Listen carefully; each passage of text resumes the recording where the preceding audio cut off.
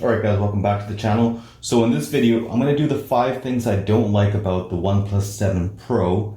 I've done a video of the unboxing as well as the 5 things I like about the phone. I'll leave them right below the like button, so make sure you check it out.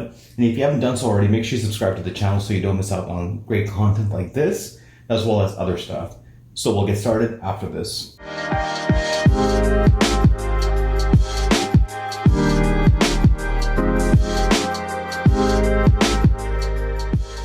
Alright guys, welcome back. So on this channel I do a lot of unboxings, review, as well as helpful videos just like this one. If you haven't done so already, make sure you subscribe so you don't miss out on these kinds of videos. As well as I'll leave a referral link for the OnePlus down below. So make sure you click on that when you are ready to purchase your phone. It doesn't have to be the OnePlus 7 Pro. It could be anything, including your wireless buds or any accessory from OnePlus. It saves you a lot of money, and make sure you click on that link. So let's get started. So the number one thing I don't like about the phone, it's kind of cool, but I don't think it's very durable. It has to be the camera that pops up, which is their new front-facing selfie camera. I personally believe that having the thing pop up and down, it's a new machine, it's a new motor that's going to pop up and down, and I know it's going to get either pushed or shoved or something's going to happen, and it might not be able to go down or come up. So for that particular reason, I believe that the front-facing camera isn't as durable as other phones. In this case, I don't know what I would select. Would I select the camera that pops up, or having the notch and having the camera in there and making it more durable? So for this purposes, I'm going to go with the fact that I would much rather have the notch on a phone like this, a smaller one compared to the S10 Plus, but having that notch there prevents me having another mechanical issue occurring 6 months, 2 years, 3 years down the road with the OnePlus 7 Pro. So the number 2 thing that I don't like about the OnePlus 7 Pro, and I'm shocked that OnePlus hasn't done this or changed this at all, has to do with the fact that it's not dust or waterproof. I'm not sure why they're not doing this. It might be because of the pop-up camera. I don't like it one bit. I like to have that assurance that in case something spills on my phone, whether it's water or coffee, or accidentally drop my phone in a sink or something, which has happened to me years ago, I want to know that my phone is at least waterproof so it'll be saved, rather than, risking it and then putting it into rice or whatever cure is out there. Let me know in the comment section down below what you typically do if you drop your phone in the water and it's not waterproof like the S10 Plus or the iPhone XS. Okay, so number 3 thing has to be the back of the phone. It's not a glass back, and with that you lose wireless charging. So no wireless charging is on the OnePlus 7 Pro.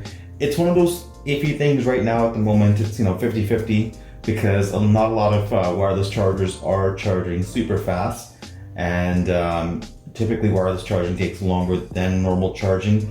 So maybe that's why they haven't gone with the wireless charging on this phone. But I believe that the wireless charging not being there is just one more thing that you kind of have to carry your chargers around, carry your cables around. So for that reason, I don't like the fact that there's no wireless charging on this device. And I would like to have the wireless charging capability. In case I didn't bring my USB-C cables, I can place my phone on a Qi-enabled wireless charging pad. And a lot of cars that are coming out now are coming out with that Qi-enabled wireless charging pad.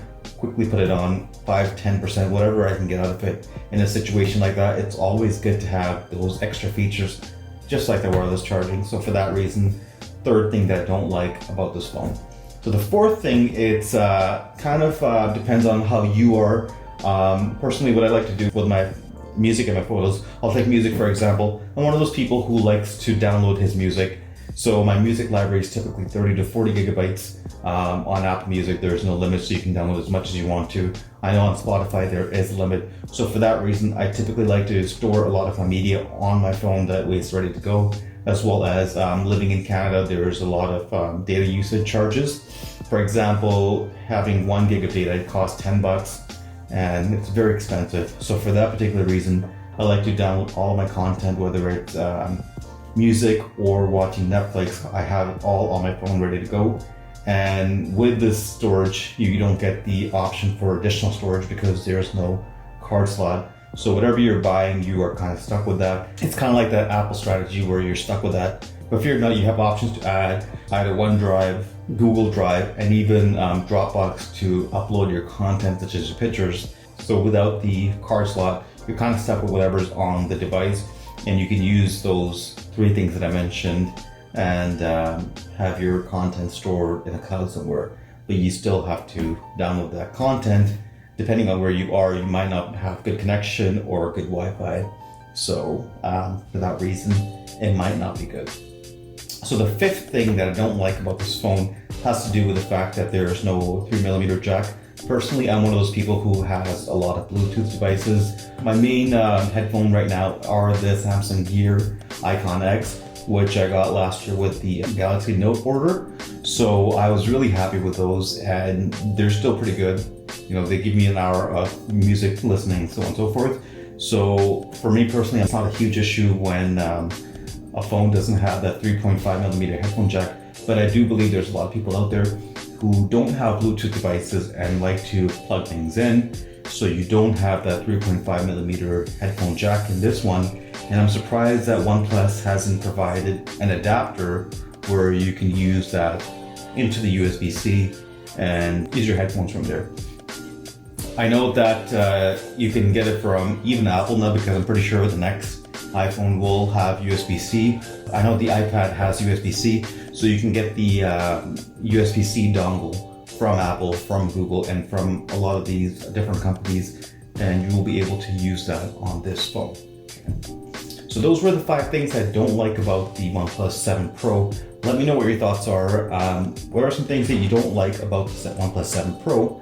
And leave me a comment down below letting me know. Now, if you haven't done so already, make sure you subscribe to the channel so you don't miss out on any other content that's coming out for the OnePlus 7 Pro, as well as other things. I hope you enjoy this video, and I look forward to having you subscribe to the channel and more content coming your way on the OnePlus 7 Pro. I'll be doing a comparison on the camera from this phone to the S10 Plus, and I'm not gonna lie, I've taken some shots right now, and I'm pretty shocked to see how great this camera is, but only the comparison will tell. So make sure you subscribe if you haven't done so already, like the video. Thank you for watching. I'll catch you in the next one. Goodbye.